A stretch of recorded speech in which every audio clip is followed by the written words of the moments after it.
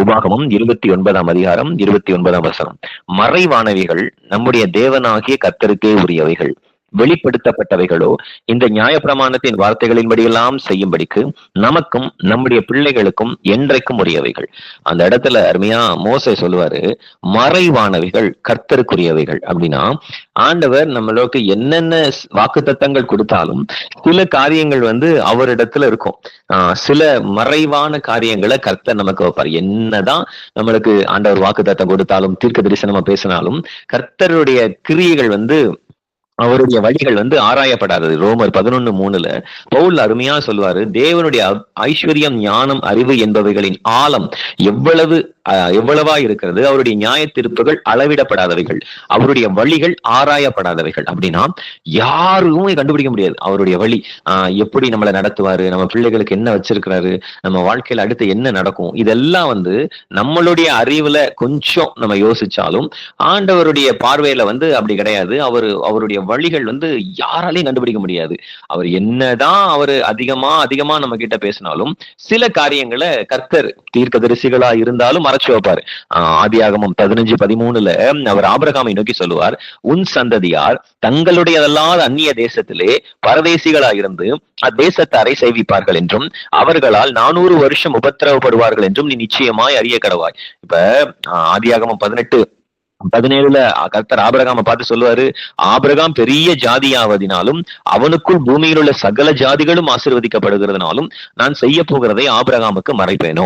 அப்ப வார்த்தைக்கு வார்த்தை சிநேகிதன்னு சொன்னாலும், இப்படி தீர்க்கதரிசிகளுக்கு சொல்லாம ஒரு காரியத்தையும் செய்ய மாட்டேன் அப்படின்னு சொன்னாலும், இந்த உலகத்துல கர்த்தர் சில காரியங்களை டீப்பா பேச மாட்டாரு.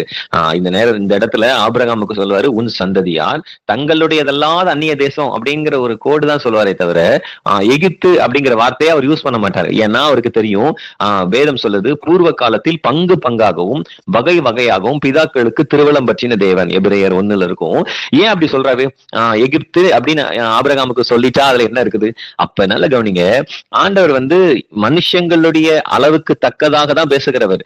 மனுஷங்களுடைய நாலேஜுக்கு தக்கதான் கர்த்தர் பேசுவார். இப்ப சீஷர்களுக்கு சொல்லிக்கிட்டு இருக்கும் போது அவர் சொல்லுவாரு, இந்த காரியத்தையே நான் அவங்களுக்கு சொன்னா அவங்களுக்கு புரியல, அப்ப பரம காரியத்தை நான் சொல்லுவேன்னா அவங்களுக்கு எப்படி தெரியும்? அப்படின்னா நம்மளுக்கு நல்லா தெரியும், அவர் நம்ம நாலேஜ் இவ்வளவுதான், நம்மளுக்கு இதை மட்டும், இந்த வசனத்தை மட்டும் தான் நம்ம பிலீவ் பண்ண முடியும்.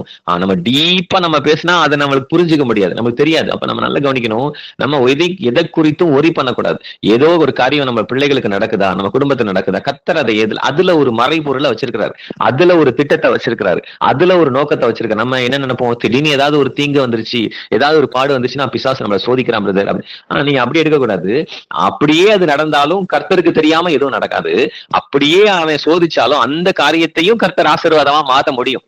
ஆபிரகாமுக்கு அருமைதான் சொல்லுவாரு, எகிப்துங்கிற வேர்டை சொல்லாம உன் சந்ததியார் அந்நிய தேசத்துல இருப்பாங்க அப்படின்னு சொல்லிட்டு 400 வருஷம் உபத்திரவப்படுவார்கள்னு சொல்லுவார்.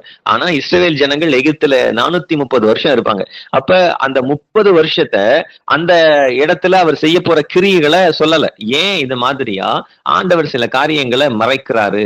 அப்ப என்னதான் இந்த உலகத்துல எவ்வளவு பெரிய தீர்க்கதரிசிகள் எவ்வளவு பெரிய ரகசியங்களை வெளிப்படுத்தினாலும் இந்த வெளிப்படுத்தாத ஒரு சில மறைபொருட்கள் இந்த உலகத்துல நடக்கும். என்னதான் ப்ராபசியில வந்தாலும் நல்ல கவனிங்க, அவருடைய வழிகளையோ அவருடைய கிரியைகளையோ சொல்றதுக்கு யாராலும் முடியாது. அவ்வளவு பெரிய கிரியைகள். வெளிப்படுத்தின விசேஷம் 15:3 இருக்கும். அவர்கள் தேவனுடைய ஊழியக்காரனாகிய மோசேயின் பாட்டையும் ஆட்டுக்குட்டியானவருடைய பாட்டையும் பாடி, சர்வ வல்லமையுள்ள தேவனாகிய கர்த்தாவே, இந்த இடத்துல அவங்க பரலோகத்துல இருக்கிறவங்க சொல்லுவாங்க, தேவரீருடைய கிரியைகள் மகத்துவமும் ஆச்சரியமானவைகள், பரிசுத்தவான்களின் ராஜாவே, தேவரீருடைய வழிகள் நீதியும் சத்தியமுமானவைகள். அப்படின்னா மகத்துவம் ஆச்சரியமானவைகள் அவருடைய கிரியைகள். இதுதான் அவருடைய கிரியை, இப்படிதான் கர்த்தர் நடத்துவாரு, இப்படிதான் கர்த்தர் செய்வாரு, என் பிள்ளைகள் இதுதான் படிப்பாங்க, இந்த இடத்துக்கு போவாங்க, இப்படி இருப்பாங்க. இத பத்தி கர்த்தர் ஒரு நாளும் தீபா யாருக்கிட்டையும் பேச மாட்டாரு. நம்மளுடைய திங்கிங். அதனாலதான் கர்த்தர் அழகா சொல்வாரு, உன் நினைவு என் நினைவு கிடையாது, உன் வழியும் என் வழியும் கிடையாது, உன் நினைவுகளை பார்க்கிலும் என் நினைவுகள் மேலானவைகள். அப்படின்னா நம்ம ஒரு திங்கிங் வைப்போம், இப்படி ஆண்டவர் செய்வாரு, இப்படி ஒரு நாளும் ஒரு மனுஷனும் அந்த மாதிரியா அக்யூரேட்டா பேச முடியாது. இந்த காலத்துல 2020, 2021 நம்ம கொரோனால கஷ்டப்பட்டோம். யாராலையும் இப்படிப்பட்ட ஒரு வாதம் இந்த உலகத்துல இருக்குங்கிறத அக்யூரேட்டா சொல்ல முடியல. ஒருவேளை வாதை வரும், துன்பம் வரும் அப்படின்னு வேணா சொல்லலாமே தவிர இவ்வளவு டீப்பா சொல்ல முடியாது. ஏன்னா கர்த்தர் எந்த காரியமா இருந்தாலும் எதுக்குமே டீப்பா சொல்லுவார். ஆனா எல்லாத்தையும் சொல்ல மாட்டார். நம்ம யோசிக்கணும், நம்ம புலம்பாம நம்ம கவலைப்படாம கர்த்தர் ஏதோ ஒண்ணு வச்சிருக்கிறாரு, ஏதோ ஒண்ணு நடக்குதா, ஆண்டவர் இதுல ஏதோ ஒரு மறைவான காரியங்கள் இருக்கும். மறைவானவைகள் கர்த்தருக்குரியவைகள். ஆண்டவருக்கு தெரியும், அவர் சில காரியங்களை நம்மளுக்கு மறைக்கிறாரு, சில காரியங்களை நம்மளுக்கு வெளிப்படுத்தல, சில காரியங்கள் நம்மளுக்கு மறைவா இருக்குதுன்னா அதை பத்தி நம்ம யோசிக்க கூடாது. ஆபிரகாம் என்னதான் இருந்தாலும் எகிப்துங்கிற வேர்ட ஆபிரகாமுக்கு சொல்ல மாட்டாரு. அதுக்கப்புறம் ஒரு 30 வருஷம் மறுபடியும் இஸ்ரவேல் ஜனங்கள் எகிப்துல இருப்பாங்க, அதுக்கப்புறம் தான் அவங்க விடுதலை ஆவாங்கிறத சொல்ல மாட்டாரு. 400 வருஷம் உபத்திரவப்படுவாங்க. அவங்க உபத்திரவப்படுகிற வருஷம் 400 வருஷம். ஆனா ஒரு 30 வருஷம் எந்த இடத்துல உபத்திரவப்பட்டாங்களோ அந்த இடத்துல கர்த்தர் அந்த இஸ்ரவேல் ஜனங்களை உயர்த்தி வைக்கிறதுக்குரிய வருஷம். அததான் நல்லா நீங்க வாழ்க்கையில நம்ம நோட் பண்ணணும். ஏதோ ஒரு காரியம் உங்களுக்கு சம்பவிக்குதா, ஏதோ ஒரு காரியம், அது பிளஸோ மைனஸோ அதை பத்தி யோசிக்க கூடாது. ஆனா அந்த காரியத்துல ஏதோ ஒன்றை கர்த்தர் மறைத்து வைத்திருக்கிறார். அது தீங்கா கூட இருக்கலாம், ஒருவேளை நம்ம சோர்வடைகிறதா இருக்கலாம், நம்ம அதனால நம்ம கஷ்டப்படலாம், நம்ம பிள்ளைகளை குறித்து உரி பண்ணலாம். அதுலயும் கர்த்தர் சில காரியங்களை மறைத்து வச்சிருக்கிறார். அதுதான் அவருடைய கிரியைகள். அவருடைய கிரியைகள் அளவிடப்படாதவைகள், அவருடைய கிரியைகள் ஆராயப்படாதவைகள். அவருக்கு என்ன செய்ய போறாருங்கிறது அவருக்கு மட்டும்தான் தெரியுமே தவிர ஒரு மனுஷனும் அதை கண்டுபிடிக்க முடியாது. ஒரு மனுஷனுக்கும் அது தெரியாது. ஆண்டவர் அற்புதங்களை பிள்ளைக்கு எல்லாத்துக்கும் செய்வார். பட் ஆனா அவருடைய இருதயத்தின் சிந்தை அறிந்து அப்படிங்கிற ஒரு வேர்டு நம்ம யாரும் அந்த இடத்துக்கு மனுஷங்களா இருக்கிற யாருமே என்ன செய்ய முடியாது, அது சொல்ல முடியாது. ஒரு லிமிட்டுக்கு மேல கர்த்தர் யாருக்கும் எதையும் சொல்லுகிறவர் அல்ல, எல்லாத்தையும் ஆண்டவர் பேசுகிறவரும் அல்ல. தானியேல் 12:8-9 இருக்கும். தானியேல் ரகசியங்களை பார்த்துட்டு வரும்போது, தானியேல் சொப்பனங்களை பார்த்துட்டு வரும்போது எல்லாத்துக்கும் எக்ஸ்பிளைன் பண்ணிட்டே வருவாரு. ஒரு தேவதூதன் இது இப்படி நடக்கும், இந்த மறைபொருட்கள் இப்படி கடைசி காலங்கள்ல வெளிப்படும், இந்த காலங்கள்ல இது நடக்கும், எல்லாத்தையும் தானியேலுக்கு எக்ஸ்பிளைன் பண்ணிட்டே வரும்போது ஒரு காலகட்டம் வரும்போது தானியேல் கேட்பாரு, நான் அதை கேட்டும் அதன் பொருளை அறியவில்லை, ஆகையால் என் ஆண்டவனே இவைகளின் முடிவு என்னமா இருக்கும் என்று கேட்டேன். இப்ப தானியேலுக்கு ஒரு இடத்துல பெரிய கன்ஃபியூஷன் வந்துருது. இது என்னது, நீங்க நிறைய சொல்றீங்க, எனக்கு ஒன்னும் புரியல, இது எப்படி நடக்கும் அப்படின்னு சொன்னோன்னே அதுக்கு அந்த தூதன் எப்படி ரீப்ளை பண்றான்னா, அதற்கு அவன், தானியேலே நீ போகலாம், இந்த வார்த்தைகள் முடிவு காலம் மட்டும் புதைபொருளாய் வைக்கப்பட்டு முத்தரிக்கப்பட்டும் இருக்கும். நீங்க பாருங்க, ஒரு லிமிட் வந்த வரைக்கும் சும்மா இருக்கிறவனை கூப்பிட்டுட்டு இப்படி நடக்கும் அப்படி நடக்கும் எல்லாம் சொல்லிட்டு அவர் டீப்பா இறங்கினதுக்கு அப்புறம் கேட்கிறாரு, இது எப்படி நடக்கும் அப்படின்னா, தானியேலே நீ போகலாம் அப்படின்னா இப்படி இருக்கும். அது மாதிரிதான் சில நேரத்துல ஆண்டவர் மறைத்து வைக்கிறதுக்கு ஒரு நோக்கம் இருக்குது. ஒரு லிமிட்டுக்கு மேல நம்ம எதுவுமே நம்மளுக்கு புரியாது. நம்ம என்ன நடக்குது, ஏன் நடந்துச்சு, எதுக்காக இப்படி நடக்கணும், ஏன் நம்முடைய பிள்ளைகளுடைய வாழ்க்கையில இப்படிப்பட்ட காரியங்கள் கிராஸ் ஆகணும், எதுவுமே நம்மளுக்கு புரியாது. பட் ஆனா அதுல கர்த்தர் ஒரு நோக்கம் வச்சிருப்பார். மறைவானவைகள் கர்த்தருக்குரியவைகள், வெளிப்படுத்தப்பட்டவைகளோ இந்த நியாயப்பிரமாணத்தின் வார்த்தைகளின்படி இந்த கர்த்தர் எழுதி கொடுத்திருக்கிற வாக்கு தத்தம் நிஜம், கர்த்தர் எழுதி கொடுத்திருக்கிற வார்த்தையின் ஆசீர்வாதங்கள் நிஜம். கர்த்தர் அவருடைய வார்த்தை பழைய ஏற்பாட்டு காலங்கள்ல அதனாலதான் அவர் சொல்றார், கர்த்தர் தம்முடைய வார்த்தையை மாத்திரம் நிறைவேற்றுவாராக.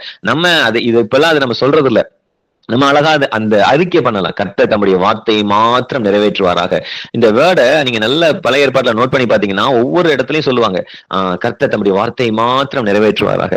நம்ம சொல்லணும், சில நேரத்துல நம்ம புரியாத வழியில போகும்போது நமக்கு அந்த பாதைகள், ஏன் இது நடந்தது, ஏன் இப்படி நம்ம கஷ்டப்படணும், ஏன் இந்த மாதிரி காரியத்துல நம்மளுக்கு இதறிச்சு அப்படிலாம் நம்ம நினைக்கும் போது நீங்க ஒண்ணு அறிக்கை பண்ணணும், கர்த்தர் தம்முடைய வார்த்தையை மாத்திரம் நிறைவேற்றுவாராக. காரணம், எல்லா செயல்களுக்கும் நம்ம ரீசன் சொல்ல முடியாது, ரீசன் கேட்க முடியாது, கேட்டாலும் கிடைக்க போறது இல்ல.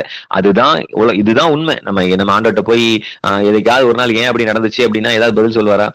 இருக்கிறதுக்கே பதில் சொல்ல மாட்டாரு. காரணம் என்னன்னா அவருக்கு அந்த மாதிரி எக்ஸ்பிளைன் பண்ணி ஒரு லிமிட், ஏன்னா அவருக்கு தெரியும் நம்மளுக்கு அந்த அளவுக்கு நம்மளுக்கு நாலேஜ் இல்ல, அந்த அளவுக்கு சொன்னாலும் நம்மளுக்கு புரிய போறது இல்ல. அப்ப நம்ம ஒண்ணு தெரிஞ்சுக்கணும், இதுல ஏதோ ஒரு மறைபொருள் இருக்குது. இப்ப நம்ம ஒரு காரியம் நம்ம பிள்ளைகளுக்கு நடக்குதா, இதுல ஏதோ கர்த்தர் ஒரு மறைவான ஆசீர்வாதத்தை வச்சிருக்கிறாரு. அது என்னன்னு நம்ம அப்படியே அதை நோக்கி பண்ணாம, ஆண்டவரே இதுல உங்க வார்த்தை நிறைவேறுது, இந்த நாள் நான் வாழ்றேன்னா உங்க வார்த்தை என்னல நிறைவேறதுனால நான் இப்படி வாழ்றேன். ஆண்டவரே நீங்க இந்த காரியத்தை எனக்கு நடத்துறீங்க அப்படின்னா உங்க வார்த்தை எனக்கு நிறைவேறதுனால நடத்துறீங்க. இப்ப நம்ம யோசிக்கணும், ஆண்டவர் ரொம்ப டீப்பா சொல்றவர் கிடையாது. மறைவானவைகள் அப்படின்னு கர்த்தர்கிட்ட இருக்கு. ஏன்னா நம்ம அழகா பாக்குறோம், ஆண்டவருடைய வருகையினால கூட பிதா இயேசு கிட்ட சொல்லல, மறைச்சு வச்சிருக்காரு. அப்படின்னா என் செல்லகுமாரன், நந்தகுமாரன், நேசகுமாரன், எத்தனை குமாரன் போட்டாலும் ஒரு சீக்ரெட் அப்படிங்கறது வந்து பிதா பிடிச்சு வச்சிருக்காரு.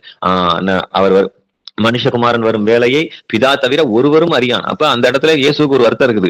இப்படி எல்லாத்தையும் என்னை கொண்டு ஒரு உலகங்களை படைத்தார், வானங்களை படைத்தார், எல்லாம் சரிதான். ஆனா ஏன் இந்த வருகையை மட்டும் ஏன் பிடிச்சு வச்சிருக்கிறாரு? ஒரு சீக்ரெட் இருக்குது. ஒருவேளை இயேசு யாருக்கு அவருடைய அன்புல யாருக்கும் வெளிப்படுத்திடக்கூடாது. அந்த மாதிரி சில காரியங்கள் சில கண்ட்ரோல் இருந்துட்டே இருக்கும். பிதா கிட்ட ஒரு கண்ட்ரோல் இருக்கு. நான் எப்ப போறேன்னு இப்ப இயேசு ஒவ்வொரு தடவை பரலோகத்துல பிதா பார்க்கும்போது இவர் இதை சொன்னா நல்லா இருக்குமே அப்படி நம்ம நினைப்போம்ல. இப்ப சில பேர் திடீர்னு என் கூட நம்ம கூட பேசாம போயிட்டா ஏன் பேசாம போயிட்டான் அப்படிங்கிற ரீசன் தெரியணுங்கிறதுல துடிப்போம் தெரியுமா? அது மாதிரி அவருக்கும் ஒரு ஃபீலிங் இருக்கும் பரலோகத்துல. இப்படி நம்ம இதை மட்டும் இப்படி பிடிச்சு வச்சிருக்காரு, இது சொன்னா நல்லா தானே இருக்கும். அப்ப நல்ல கவனிங்க, சில மறை பொருட்கள் வந்து நம்ம அதை டிராவல் பண்ணவே கூடாது.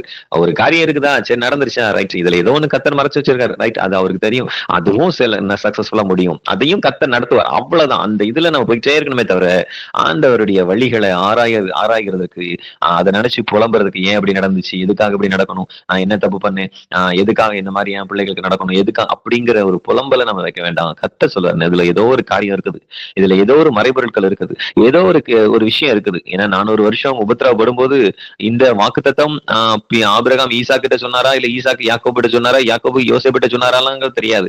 பட் ஆனா ஏதோ ஒரு இடத்துல அவங்க உபத்திரவப்படும் போது நினைப்பாங்க, நான் ஏன் உபத்திரவப்படணும், நான் ஏன் இப்படி கஷ்டப்படணும். இஸ்ரவேல் ஜனங்கள் எகிப்துல புலம்பி இருப்பாங்க. உபத்திரவம் நம்ம ஈஸியா படிச்சிடறோம். பட் ஆனா அவங்க அங்க பட்ட கஷ்டம் வேதனை எல்லாம் பயங்கரமானது. ஏன் இதெல்லாம் அவங்களுக்கு நடக்கணும் அப்படிங்கறது அவங்களுக்கு தெரியாது. ஆனா அதுக்கு முன்னாடி சந்ததிகளே ஆபிரகாமுக்கு கத்த சொல்லியிருக்காரு, அந்நிய தேசத்துல உபத்திரவப்படுவாங்க. இப்ப அவங்க யோசிச்சிருந்தா ஏன் இப்படி நாங்க உபத்திரவப்படணும், எதுக்காக இப்படி கத்த நடத்துறாரு அப்படின்னு அவங்க புலம்பி இருப்பாங்க. அப்ப அந்த காரியங்கள் வந்து மறைக்கப்பட்டிருக்கு. நல்ல கவனிங்க, எல்லாவற்றையும் உபத்திரவப்படுத்துறத கூட கத்தர் மறைச்சுதான் வச்சிருக்கிறார். இப்ப ஏதோ ஒரு காரியத்தை ஆண்டவர் வந்து நம்மளுக்கு மறைப்பார். நம்மள வந்து முழுமையா அதை நம்ம தெரிஞ்சுக்கிட்டா கஷ்டப்படுவோம், முழுமையா அதை தெரிஞ்சுக்கிட்டா அதை பத்தியே நம்ம யோசிப்போம், முழுமையா அதை தெரிஞ்சுக்கிட்டா நம்ம வேற எந்த காரியத்திலையும் கவனத்தை செலுத்த மாட்டோம் அப்படிங்கிறது கர்த்தருக்கு நல்லா தெரியும். அதனாலதான் அவர் அந்தந்த இடங்கள்ல ஒரு பிரச்சனை நம்ம ஃபேஸ் பண்ணும்போது அதுக்கு வார்த்தை கொடுப்பார், ஒரு ப்ராப்ளத்தை நம்ம ஃபேஸ் பண்ணும்போது அதுக்கு வார்த்தையை கொடுப்பாரே தவிர மொத்தத்தையும் தூக்கி அவங்க நம்ம கிட்ட கொடுத்தான்னு வச்சுக்கோங்களேன், எதுக்குன்னே நம்மளுக்கு புரியாம போயிடும். ஆண்டவர் ஞானம் உள்ளவர். வேதம் சொல்லுது அவர் தாம் ஒருவரே ஞானம் உள்ளவர். அவருக்கு தெரியும் எந்தெந்த சீசன்ல எதை என் பிள்ளைகளுக்கு செய்யணும், எப்படி அதை வெளிப்படுத்தணும், எந்த காரியத்தை சொன்னா அவங்க புரிஞ்சுக்குவாங்க. இது எல்லாம் கர்த்தர் ஆண்டவர். அதனாலதான் அழகா சொல்லுவாரு, அவர் அதினதின் காலத்தில் அதினதின் காரியங்களை, இது நல்லா நீங்க 2 பாட்டா பிரிக்கணும். அதினதின் காலத்தில் அதினதின் காரியங்களை கர்த்தர் நேர்த்தியாய் செய்திருக்கிறார். அவர் நேர்த்தி அந்தந்த காலகட்டங்கள்ல அந்த இதுக்கு தேவையானது பேசுவார். நீங்க 50 வயசுல எப்படி இருப்பீங்க, 60 வயசுல எப்படி இருப்பீங்கன்னு தெரிஞ்சுச்சுன்னா நீங்க இப்ப இருக்கிற வயசையே நீங்க இன்னைய டேட்ல ஃபீல் பண்ண ஆரம்பிச்சிடுவீங்க. ஒருவேளை எனக்கு அப்படி நடக்க போதோ அப்படின்னு. அப்படின்னா நல்ல கவனிங்க, நம்மளை மறைச்சு வைக்கிறது நல்லது. சில சீக்ரெட்ஸை வந்து நம்ம பிள்ளைகளுக்கு மறைச்சு வைக்கிறது நல்லது. சில காரியங்கள் நமக்கு மறைக்கப்பட்டிருக்கிறது நல்லது. மறைவானவைகள் கர்த்தருக்குரியவைகள். ஆனா அந்த வசனம் முடியும் போது சொல்லும், அந்த நியாயப்பிரமாணத்தின் வார்த்தைகள் நம்முடைய பிள்ளைகளுக்கு வசனம் நிறைவேறும். என்ன மறைச்சு வச்சாலும் என்ன காரியம்னாலும் வாக்குத்தத்தம் நிறைவேறும், வசனம் ஃபுல்ஃபில் ஆயிரும். அதை பத்தி நம்ம கவலைப்பட வேண்டாம். அப்ப நடக்கிறத பத்தி யோசிக்க வேண்டாம். இதுல ஏதோ ஒரு காரியத்தை கர்த்தர் மறைச்சு வச்சிருக்கிறார். அந்த திங்கிங் வந்து நம்மளுக்கு இருந்தா போதும். எல்லா கண்களை முடி ஜெபிப்போமா. தகப்பனே, இந்த அருமையான வேலையிலும் சுவாமி, உம்முடைய பிள்ளைகளாகிய நீர் எங்களை நடத்துகிறவர். உம்முடைய வழிகள் சத்தியமும் ஆச்சரியமானவைகள், உம்முடைய கிரியைகள் நீதியும் மகத்துவமானவைகள், அவைகள் அளவிடப்படாதவைகள், ஆராயப்படாதவைகள். ஆண்டவரே, நீங்க சிம்பிளா சொல்லியிருக்கீங்கப்பா, ரோமர் 8:28 அன்றையும் அவருடைய தீர்மானத்துல நீங்க எங்களை அழைச்சிருக்கிறதுனால சகலமும் நன்மைக்கு ஏதுவாகவே நடக்குது. ஒருவேளை அது தீமைதான், ஆனாலும் அதுல ஒரு நன்மையை கர்த்தர் நீர் வைத்து எங்களை ஆசீர்வதிக்கிறவராய் இருக்கிறதற்காய் ஸ்தோத்திரம். உம்முடைய கரத்துல தாழ்த்தி ஒப்புக் கொடுக்கிறோம்ப்பா. பரிசுத்த ஆவியானவருடைய பிரசனம் பலமா இந்த கூடுகள் இணைந்திருக்கிற ஒவ்வொரு பிள்ளைகள் மேலும் இருக்கட்டும். ஆவியானவர்களை நடத்தி ஆசீர்வதிப்பீராக. உங்களுடைய பலத்த கரம் இந்த பிள்ளைகள் மேல் இருப்பதாக. தீமைக்கு விலக்கி பாதுகாத்துக் கொள்வீராக. தீமை தொடாதபடி எங்களை உடைய ரத்தத்தினால கர்த்தர் காத்துக் கொள்வீராக. பொல்லாத மனுஷருடைய சீற்றங்கள், பிசாசனுடைய சீற்றங்கள் எல்லாவற்றையும் கர்த்தர் இயேசுவின் நாமத்திலே நாங்கள் அபத்தமாக்கி ஜெபிக்கிறோம். ஆளுகை செய்யும் இயேசு கிறிஸ்துவின் கிருபை எங்களோடு இருக்கட்டும். கர்த்தர் எங்களை ஆசீர்வதித்து காத்துக் கொள்வீராக. கர்த்தாவே, உம்முடைய முகத்தின் ஒளி எங்கள் மேல் பிரகாசிக்க பண்ணி கிருபையா இருப்பீராக. கர்த்தர் தம்முடைய முகத்தை எங்கள் மேல் பிரசன்னமாகி எங்களுக்கு சமாதானம் கட்டளையிடுவீராக. பிதாவாகிய தேவனாலும் கர்த்தராகிய இயேசு கிறிஸ்துவினாலும் கிருபையும் சமாதானமும் உண்டாவதாக. கர்த்தராகிய இயேசு கிறிஸ்துவினுடைய கிருபை இந்த கூடுகையில இணைந்திருக்கிற ஒவ்வொரு தேவ பிள்ளைகளோடு குடும்பத்தோடு கூட இருப்பதாக. ஆசீர்வதியும். இயேசுவின் நாமத்திலே ஜெபிக்கிறோம் நல்ல பிதாவே.